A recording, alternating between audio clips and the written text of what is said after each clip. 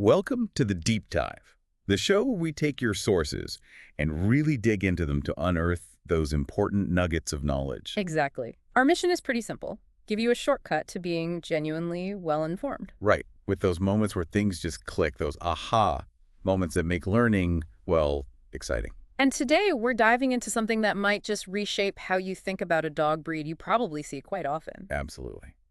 Have you ever stopped to think that the dog curled up on the couch, its history might actually stretch back centuries, like deeply tied into ancient battles, royal courts, even the shaping of continents? It's a story that's way more complex and honestly more thrilling than most people realize. It's amazing how these historical threads are woven together. Yeah, and sometimes hidden or maybe even deliberately obscured, right? For sure. Many breeds we love today have these foundational ancestors whose stories are, well, barely known.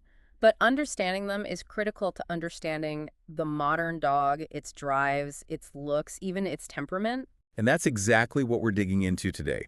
We're embarking on this really fascinating deep dive into the complex, and let's be honest, often deeply misunderstood history of the American Pit Bull Terrier, the APBT. And you, our listener, brought us some fantastic material for this, specifically focusing on the really insightful theories and, frankly, decades of research by Mariano Peinado. Okay, so before we jump right into the thick of it, we need to set the stage a bit here. Yeah, definitely. This whole deep dive, all the information we're exploring, it's based entirely on Mariano Peinado's extensive research and, as he himself puts it, his humble opinion. Humble, maybe, but based on a lot of work. Oh, absolutely. He started this back in 1985, decades of meticulous investigation, piecing things together. He's up front that, the absolute truth was lost in the mists of time. History isn't always perfectly preserved. Right, records get lost, stories change. Exactly. But his deductions offer this incredibly compelling, carefully constructed perspective on the APBT's origins. It's kind of like how historians work with other species or breeds where you don't have that single smoking gun proof anymore. Yeah. It's about piecing together the evidence. And it's that dedication that makes his perspectives so valuable, I think. Totally. So our goal today is to unpack this information in a way that's extensive, dynamic, and hopefully pretty entertaining, especially for you history lovers out there and anyone passionate about the APBT. We're going to guide you through these two sort of parallel paths that eventually converge to form this incredible breed. Yeah, exploring surprising facts, ancient influences, and meeting some of the key people who really shaped its destiny. So why should you care about this? Well, whether you're a dog enthusiast, a history buff, or just curious about how breeds actually develop, often driven by utility, by need, not just by looks. Right, form follows function, basically. Right. Precisely. Understanding the APBT's true origins offers this profound new appreciation for canine history and that enduring, sometimes really surprising bond between humans and dogs. It's a story of purpose, adaptation, and a spirit that's been, well, largely overlooked or misunderstood. Okay, let's dive in. Let's unpack Mariano Peinado's core hypothesis because, honestly, it flips the script on what most people think about the APBT right away. Yeah, hit us with it. According to his theory, which actually carries significant weight internationally in canine historical circles, the foundational pattern, the blueprint for the American Pit Bull Terrier wasn't some early British bulldog variation like you always hear. Okay, so what was it? He argues it was an already extinct Spanish breed, the Alano Español, sometimes known by its more ancient name, the Alant. A Spanish breed. Wow, okay. That immediately challenges the standard narrative. Massively. It pushes the APBT's roots much further back in time and, crucially, across continents. Spain, then the Americas, then eventually mixing with lines developed in Britain. It's a much more complex, cross-cultural story than the simple British Isles origin. So how do we picture this ancestral breed, the Alano? Well, imagine stepping back to Madrid in 1853. There's this painting by Manuel Castellano showing an Alano Español right before a bullfight. Okay, I'm picturing it. You can almost feel the tension. The dog is powerful, compact, intense focus in its eyes. Short, strong muzzle, muscular body, clearly built for gripping, for holding on. Not a lap dog, then? Definitely not. It's pure working animal, raw purpose, ready for action. That painting really helps visualize this ancestor. It brings it to life. And this Alano, his own origins are a bit mysterious too, right? They are. That's another fascinating layer. The Alano's precise genesis is debated. Some theories point to an Iberian origin, like native to the peninsula, ancient roots. And others? Others suggest they were introduced during the barbarian invasions around the 4th century, maybe brought by tribes from Central Asia or Eastern Europe. But regardless of where they first came from, their presence in Spain is well documented. Oh, absolutely undeniable. We have solid historical documentation.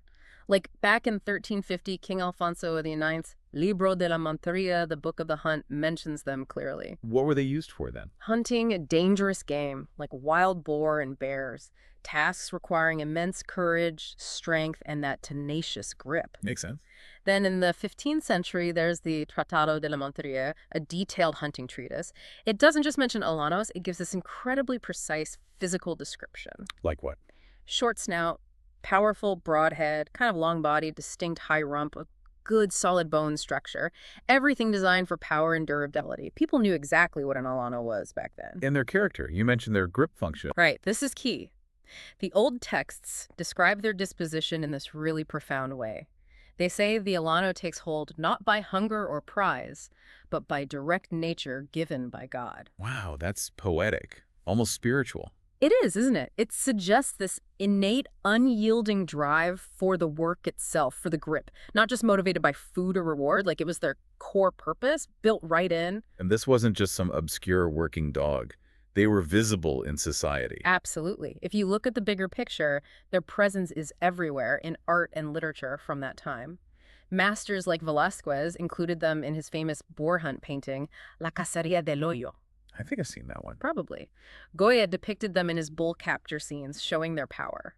There's even a French romantic engraving by Blanchard featuring one. So their fame spread beyond Spain. It seems so. And they pop up in literature, too. Cervantes mentions them, Luke de Vega. It shows they weren't just tools, they were part of the cultural fabric. Symbols of strength, loyalty, utility. Their importance was widely recognized. Okay, so a powerful, culturally significant Spanish dog. But you said they influenced other breeds. Hugely. Other European nations saw these dogs, admired their appearance, their function, their spirit, and they started importing them. This is where the lineage gets really widespread. So this single ancestor, the Alano, had a massive impact. Massive. They became the foundation, the genetic bedrock, for a surprising number of breeds. In England, they contributed heavily to the early bulldog, the working type, used for baiting. In Germany, they influenced the Bullenbeißer, which later fed into breeds like the Boxer. In France, they were crucial for the Dogo de Burdeos. Wow. And from those came even more modern breeds. Exactly. Think Mastiffs, Bull Mastiffs, Boxers, Great Danes, Neapolitan Mastiffs, Cane Corso. It's like all these distinct national breeds trace back in a very real way to this common genetic trunk, the Spanish Alano. That's incredible. One ancestor shaping so many different breeds across Europe. It really highlights their genetic potency and how valued their specific working traits were. They fundamentally reshaped the canine landscape. And this influence went beyond Europe, too. Oh, yeah. In Portugal, they called them Case de Fila catch dog or grip dog. Again, emphasizing that function. Makes sense. Then, as colonization ramped up, their descendants went to the Americas. And there, they got all sorts of regional names. Perros de Presa, or Perros de Toro in Mexico, grip dogs, bulldogs. Okay. Perro de Bravo, brave dog in Colombia. You see names like Dogo de Cuba, Perro de Pelea Cordobés in Argentina, which leads to the Dogo Argentino, and the Fila Brasileiro in Brazil. So they spread everywhere, adapting and taking on local identity. Exactly. It shows their incredible adaptability and utility in vastly different places and for different demanding jobs. Okay, let's pivot to that first parallel path leading to the APBT. This is the American journey, starting way back. Right, around 500 years ago, Spanish colonization of the Americas. The Conquistadors arrive, and they don't just bring weapons and horses. They brought the Alanos. Precisely. Not as pets, but as vital assistants, canine soldiers almost, in their campaigns. Against who? Primarily against the indigenous peoples of South and Central America. These dogs were war dogs, tools for combat, scouting, exploration, and pure intimidation. Could you give an example? Yeah, there's a chillingly specific one. March 24th, 1495, La Española, modern Santo Domingo. Bartolomé Colón, Christopher Columbus's brother, leads an assault. Okay. He deploys 200 men, 20 horses, and crucially, 20 Alanos against the Carib Indians.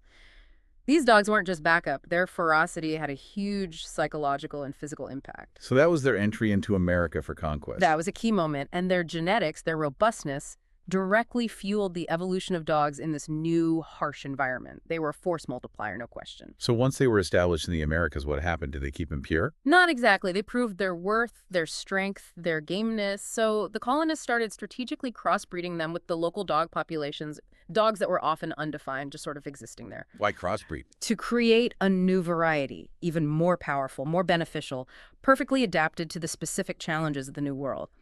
Dogs forged by necessity for the colonists' needs. Were there famous individual dogs from this era? Like legends? Oh, absolutely. The chronicles are full of them. There was Becerrillo and Alano with Diego de Salazar. They said 10 soldiers with Becerrillo were scarier than 100 without him. No way. Did he get paid? He actually did. Received a soldier's pay and a share of the spoils.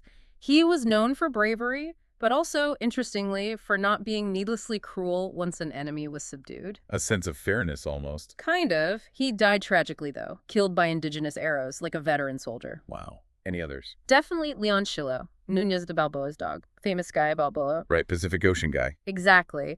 And Leonchillo was the first European dog to see the Pacific. The chroniclers wrote that Leonchillo earned more money than a regular soldier, a fusilier. Why was he so valuable? He detected ambushes in the jungle, found safe paths through swamps, saved countless lives, supposedly could even face down a jaguar. Fierce but discerning, knew when to fight, when to hold back. How did he die? Sadly, the same way. Indigenous arrows. A common fate for these frontline dogs. Were there others? Yeah, another named Amadis fighting alongside colonists against the Chimales around 1570. Same ending arrows. These dogs, along with firearms, caused incredible awe and terror among the tribes. Psychological warfare, too. Definitely. And they were vital for finding paths through uncharted territory. Their senses, their loyalty, invaluable. It's fascinating how quickly they must have adapted. Incredibly fast. Bernal Diaz del Castillo, in his True History of the Conquest of New Spain, he wrote about this. What did he say? He mentioned the first Spanish group going to Champoton had to abandon their Alanos because things got too rough. Okay, so they left them. Yeah, but here's the kicker. The second expedition comes back to the same area later and finds their descendants already thriving. Oh, wow. Already adapted. Diaz del Castillo noted they were a bit smaller, but fiercer, more effective. They'd mixed with local dogs. It was natural selection in action, super fast, creating this new lineage perfectly suited for the Americas. So this mixing continued as the Spanish pushed north. Exactly. And up north, they met even tougher resistance. Tribes like the Sioux, Cheyenne, Comanche, Cherokee, the Apache, or Redskins, as they were sometimes called, and especially the highly organized Iroquois Confederacy in the Northeast. Better organized, you mean? Yeah, the Iroquois, the Haudenosaunee, were incredibly coordinated. They acted almost like a single unified military force, very strategic, required an even tougher dog. And we often forget Spain controlled huge parts of what's now the U.S. first. Totally. Florida, Louisiana, California, Texas, Arizona, New Mexico, Colorado. All Spanish first, then Mexican, then U.S. That Spanish influence, it's still there in the culture, the names, and yes, the dog genetics that shaped the APBT. It's interesting how deep those roots go. And here's a curious connection. The most significant evolution of the modern APBT happened largely thanks to dogmen from 3 of those states: Arizona, Oklahoma, and Texas. Seriously? Yeah. Think about the biggest names, the legends in APBT breeding. Maurice Carver from San Antonio, Texas. Earl Tudor from Oklahoma. Reverend Howard Heinzel from Phoenix, Arizona. It's not really a coincidence, is it? Their work built on that deep history. That's a fascinating link. Can you give an example of how these Spanish dogs mixed with Native American cultures? Sure. The Ute tribe is a great example. Utah is named after them. Right. So in the 17th century, they started trading heavily with the Spanish, got horses, became amazing riders, formidable warriors, and they also got Alanos. Trading. Yeah, sometimes trading captured people, women and children, sadly, for Spanish goods, including these highly valued dogs. That's grim, but historically significant. It is, and here's that twist again. The ADBA, the American Dog Breeders Association, recognized as the mother canine of the APBT internationally. Where is it based today? Let me guess, Utah. Bingo. Salt Lake City, Utah. A striking connection back to those early interactions. Okay, so Spanish dogs are mixing in the Americas. What about the British influence? Well, British colonists saw how effective these Spanish dogs were in combat, for work, so they started bringing their own native British working dogs over. What were they like? Often mostly white, no specific breed standard yet, just tough working dogs.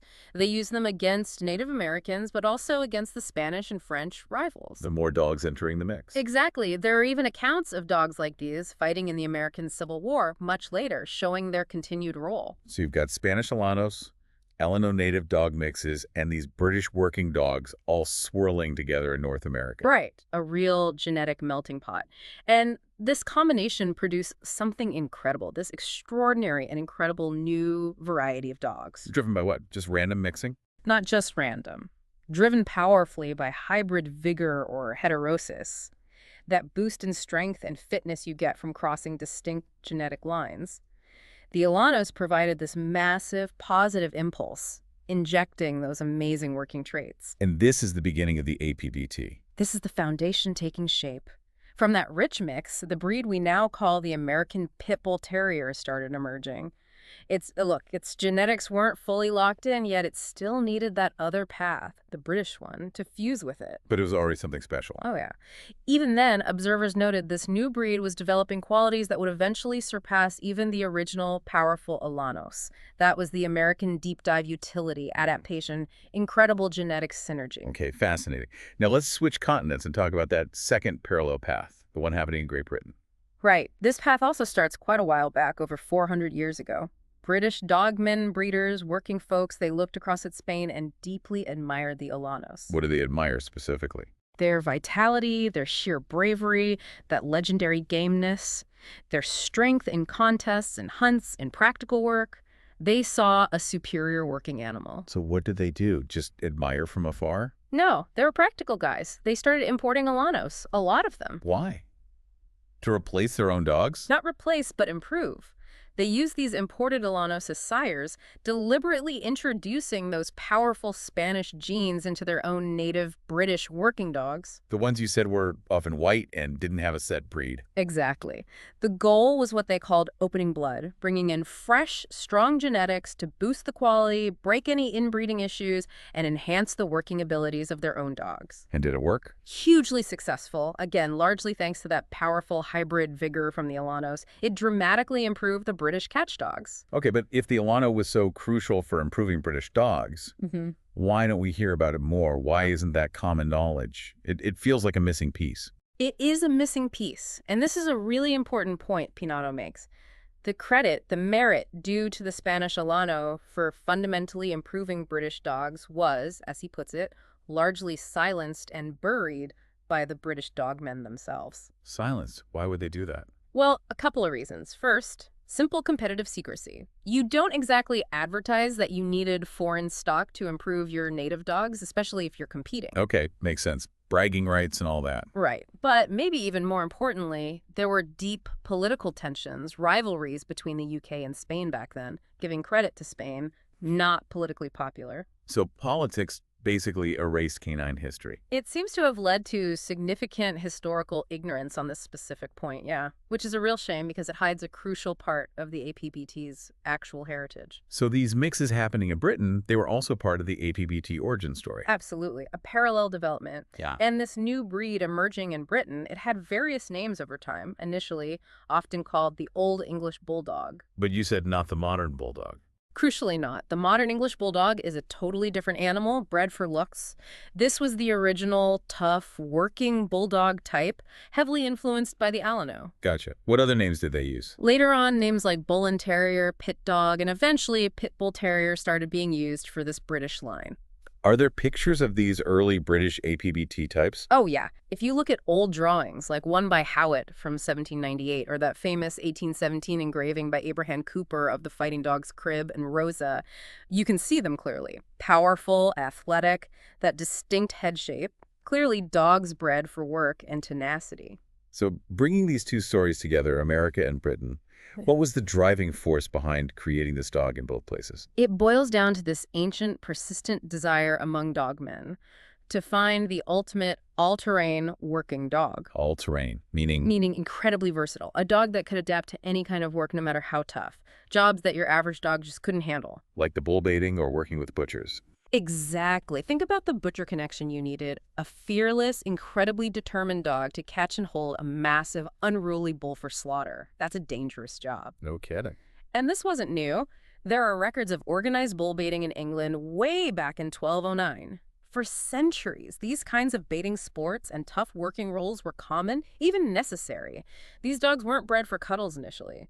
They were purpose-bred tools for demanding, dangerous tasks. Okay, so the breed is developing in parallel. When did it get its official name? The name American Pit Bull Terrier was officially given in 1898 by an American, Mr. C.Z. Bennett. And he did more than just name it, right? He did. That same year, 1898, Bennett founded the United Kennel Club, the UKC. And the UKC immediately started registering APBTs with official pedigrees. Why was that important? It set a high standard for breeding, focusing on performance, on function, zootechnical rigor, they call it. It was the start of formally preserving the pure breed based on its working abilities. Now, Mariano Peinado has some interesting thoughts on the name itself, doesn't he? Breaking it down. He does, and it's really insightful. He argues the American part is totally deserved. Why? Because America was one of the two main places it originated, sure. But more importantly, America is where the breed was really defined and standardized later on when those two paths fused. And America preserved it. Exactly. Peinado feels America fostered and preserved the breed with real commitment, especially compared to what happened later in England with laws like the Dangerous Dogs Act in 1991, which kind of disowned the breed in one of its birthplaces. Okay, what about pit bull? That refers directly to the pit, the arena, specifically where dogs baited or harassed bulls, like for the butchers controlling livestock. Right. This task was central to their selection. It tested their grip, determination, fearlessness. And terrier, this is the one people get it wrong. Totally wrong, usually. Yeah. Peinado insists it was not added because they mixed in smaller terrier breeds. That's a common myth. So why terrier? Because they did earthwork. Terrier comes from terra, Latin for earth. They hunted vermin in burrows, dug out badgers, foxes, and famously they worked in mines, pulling heavy coal carts on rails out of mines, especially in the Staffordshire region of England. Tough, gritty, earth-related work. So the name itself, American Pit Bull Terrier, tells a story of its origins, its key functions, and its working nature. That makes so much more sense. So the British breeders eventually adopted the name too. Yeah, they started using Pit Bull Terrier, often without the American. It was kind of a tacit acknowledgement of the shared roots, that dominant Alano influence in both lines. Fundamentally, they were the same type of dog, just with slightly different regional names for a while. So when did these two paths finally truly merge? The Great Fusion really began in the 1800s. This is when you see significant immigration from the UK, especially Ireland, to North America, and these immigrants brought their dogs with them. They're pit bull terriers. Exactly. And this influx, this mixing of the British lines with the established American lines, is when the phenotype, the look, and the genetics of the American Pit Bull Terrier as we know it today really solidified. It created a unified breed from these two powerful parallel streams. Okay, so the breed is fused. What was the absolute top priority for the breeders who were shaping it? One thing above all else, gameness, or casta in Spanish. Gameness. Define that again. It's more than just courage. It's that unyielding spirit, the determination to see a task through, no matter the difficulty or risk. It was considered the primordial quality, the unique thing that set these dogs apart. Breeders worked relentlessly to fix it in the genes. You can almost feel it in old pictures. Definitely. Think about that 100-year-old porcelain piece showing 3 APBTs hunting a wild boar. The focus, the power, the sheer tenacity that's gameness visualized. It wasn't just about fighting, it was about an unwavering working spirit. Now, we have to address the fighting aspect. It originated as an all-around worker, but dogfighting became part of its history. It did, unfortunately, and we need to be clear. It's illegal and rightly condemned today. But historically, after bull and bear baiting were banned in Britain in 1835... The focus shifted. Yeah, dog-on-dog fights became more popular, sadly, because they were easier to hide. And this influenced breeding, like the size. It did. Some breeders in Britain, where they were often still called Old English Bulldogs, then started selecting for a slightly smaller dog. How do they do that? Do they mix in smaller breeds? No. That's crucial. Peinado stresses they didn't cross with different smaller breeds. That would have diluted the gameness, lost those hard-won qualities developed over 200 years. So how did they make them smaller? By consistently breeding the best small pure APBTs to other small pure APBTs. Selective breeding within the pure line. Why smaller? It increased agility and speed, which was seen as an advantage in the pit. It enhanced endurance while preserving that essential gameness. Any other benefits to the smaller size? Just practicality, really. Smaller dogs were easier to manage, house, transport, especially for clandestine activities. But they did other jobs too, right? Not just fighting. Oh, absolutely. Their functionality led them elsewhere. They were amazing ratters, fantastic at clearing out rat plagues, vital for public health sometimes. And the mining. Yeah, back to the mines, especially in Staffordshire. Dragging those heavy coal carts on rails in dark, dangerous tunnels, their strength, tenacity, desire to please, compact power, perfect for that incredibly tough work. It paints a picture of incredible versatility. Now, connecting the dots. The migration of breeders was key. Absolutely pivotal, especially British breeders moving to North America. They cemented the breed's identity there. Who were some key names? Charles Lloyd is a huge one. Started importing top English dogs around 1840. Dogs like Lloyd's Pilot, Lloyd's Paddy, Burke's Rafferty. These dogs set the standard for American breeders. Others. Confefili, Frank G. Henry, Richmond, Delahunt Farmer, the legendary Earl Tudor, Joe Corvino. These guys brought their lines and expertise across the Atlantic. Got any pictures in mind? Oh yeah, the historical photos are amazing. Charles Lloyd with his Lloyd's Paddy, Earl Tudor with the iconic Tudor's Blackjack, Joe Corvino with Corvino's Gimp. You can feel the history in those images. What about Irish breeders? Just as crucial. Figures like W.S. Simmons, William J. Leitner, and Jim Corcoran, the boxer-turned-policeman in Boston. The heavyweight contender. That's the one. Stayed in the U.S., became a big dog man. Also McCoy, Bob Hemphill, Bob Wallace, Johnny Gashouse McDonald, John Noonan. Tons of influential Irish breeders. Any images of them? Yep. William J. Leitner, Bob Wallace, Bob Hemphill, Jim Corcoran with his dog, Corcoran's Biddy. Real pioneers. Welsh and Scottish, too. John P.H. Colby, a huge name from Wales, initially liked Irish lines but later used English ones like Lloyd Pilot's descendants. Shows the mixing. Scottish dogs. Their lines merged pretty quickly with English and Irish ones, so a distinct Scottish line didn't really last separately. And these dogs from Britain.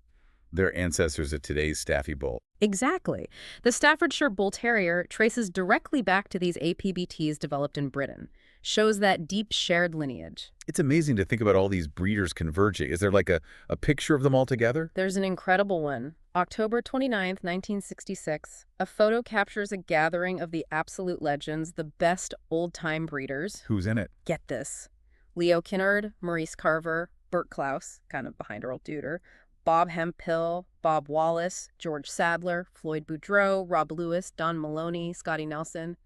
It's like the Mount Rushmore of APBT breeders. Wow. That photo must radiate dedication. It really does. Pure passion for the breed and its working qualities. Okay, so the breed is established. Yeah. Breeders are migrating and collaborating. What about formal organization? Right. After that big fusion, things started getting more official. The American Dog Breeders Association, the ADBA, was founded in 1909. And they're important. Hugely important. They've been steadfast in preserving the original APBT. So much so that FIAPBT, the International Federation for Alano Español and APBT, recognized the ADBA in 2000 as the Canina Madre, the mother canine of the breed internationally. Why? For their unwavering commitment to the authentic, genuine, pure, original APBT. They didn't compromise on working ability or historical integrity. They're seen as the custodians of the real deal. Then things started to diverge a bit with other registries. Exactly. In 1935, the Kennel Club, KC, in Great Britain, recognized a specific group of those smaller APBTs. And they called them? The Staffordshire Bull Terrier. Named to honor those dogs working the coal mines in Staffordshire County. Was there a specific dog they based the standard on? Yep, a 15-kilogram APBT named Jim the Dandy, owned by the club president Jack Bannard. He embodied what they were looking for in that line. And then the U.S. followed suit. A year later, June 9, 1936, the American Kennel Club, the AKC, recognized a group of the slightly larger American Pit Bull Terriers. What do they call them? The Staffordshire Terrier. Similar name to the British one, partly because the AKC didn't recognize the British variety yet. And their standard was based on? A truly magnificent 16-kilogram APBT named Colby's Primo, born in 1935, bred by the legend John P.H. Colby himself. Primo was registered with both ADBA and UKC. So he was seen as the ideal. Totally. Pictures of Primo show why he was the perfect pattern for that standard. Power, grace, athleticism. But at this specific point, 1935, 1936, these staffies, both types, were they still basically APBTs? Fundamentally, yes. Peinado makes this point strongly. At that moment, despite the new names and standards, they were still considered purebred APBTs. Enough time hadn't passed for significant divergence caused by breeding purely for looks, for aesthetics. So the core qualities are still there. Exactly. The early Staffy Bull and the early Amstaff, as the Staffordshire Terrier later became known, were very much part of the broader APBT family, sharing those essential working traits and genetics. The major split came later. Okay, let's talk temperament, because this is where the modern perception seems totally disconnected from the history you're describing. It really is, and Peinado stresses this constantly. From the very beginning, the absolute most important policy for APBT breeders was producing balanced dogs with an exceptional disposition towards people. Not just important, but like rule number one. Rule number one, zero tolerance. Any dog showing even the slightest unprovoked aggression toward a human was radically, immediately culled from breeding lines. Period. That's the complete opposite of the media image. Yeah. How did that happen? How did the perception get so warped? That's the million-dollar question, isn't it? Because the historical breeding practices for centuries were laser-focused on creating reliable, people-safe dogs alongside the working traits. So what were the key traits they were selecting for, besides people-friendliness? A whole suite of things that made them ultimate workers. Deep intelligence. That quality of class or distinction. Casta gameness, paramount. Valor. Courage. Tenacity. Equilibrium. Balance. A positive, willing attitude. Skill. Ability. Incredible stamina and resistance. That powerful grip. And the physical form to match. Right. A functional, proportionate body combining agility and power with good, strong bone structure, all deliberately selected over generations. So putting it all together, the APBT, historically, is the quintessential working dog par excellence, driven by this incredibly strong desire to please its owner, to do whatever is asked. That gameness applied to service, not just conflict. And historical photos back this up. Consistently, look at images labeled the original APBT or collections showing their real nature throughout history. You see working partnership, loyalty, and that positive disposition towards people again and again. It paints a vastly different picture from the headlines. It really does. A completely different narrative based on centuries of purposeful breeding. A testament to breeding for utility and a stable temperament. Wow. We've covered an incredible amount of ground today. Journeying through centuries, really, from the ancient Spanish Alano, across continents, oceans, witnessing the evolution of the American Pit Bull Terrier through those two parallel converging paths. Seeing how a breed defined by work, resilience, and crucially, as Peinado's research highlights, that exceptional disposition towards humans actually came into being. This deep dive, based on Peinado's work, it really challenges us, doesn't it, to look past the stereotypes, the surface noise. And appreciate the deep history, the purpose-driven development of a breed that's just so often misunderstood. It definitely makes you wonder, how many other breeds have these rich, hidden histories waiting? What can they teach us about our own past, our relationship with animals? It's a great question. History is often layered like that. Well, thank you so much for joining us on this deep dive into the truly fascinating history of the American Pit Bull Terrier. We really hope you enjoyed uncovering these stories and maybe gained a deeper appreciation for this incredible breed. It's a history worth knowing. And for those of you who are history buffs, passionate about the APBT, and want to keep exploring Mariano Peinado's work is extensive, we highly recommend you check out the APBT Info YouTube channel. Oh yeah, definitely. You will find hundreds, literally hundreds of hours of meticulously researched content on the APBT's history there. It's an absolute goldmine. It really complements what we've touched on today and goes even deeper. A fantastic resource for anyone serious about understanding the breed's true origins. Couldn't agree more. Thanks for guiding us through it. My pleasure. So until next time, keep digging, keep learning, and stay curious.